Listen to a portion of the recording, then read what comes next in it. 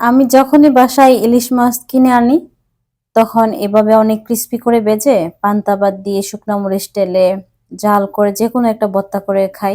তো আজকে একদম জাল করে আলুর ভর্তা করেছিলাম। তারপর একদম ক্রিস্পি করে ইলিশ মাছ ভেজে নিয়েছিলাম। নিয়েছিলাম ২ টুকরো পেঁয়াজ আর শুকনো মরিচ তেলে নিয়েছিলাম। তো সবকিছু দেখিয়ে নিচ্ছি। ইলিশ মাছে তো অনেক কাঁটা থাকে, তাই না? তাই অনেকক্ষণ সময় নিয়ে বেছে খাচ্ছি। আমাদের বাসায় হচ্ছে ইলিশ মাছ কেউ পছন্দ করে না। শুধু আমার জন্য কিনে আনা হয়।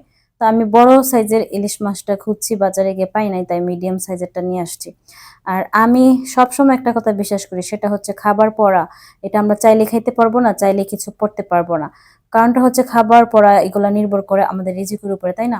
আল্লাহ যখন আমাদের রিজিকে যতটুকু রাখছে ততটুকু আমরা খাইতে পারবো, পড়তে পারবো। তো এই খাবারটা আমি আজকে খাইতে পারছি, তার জন্য আল্লাহর কাছে মন থেকে আমি শুকরিয়া আদায় করতেছি, আলহামদুলিল্লাহ।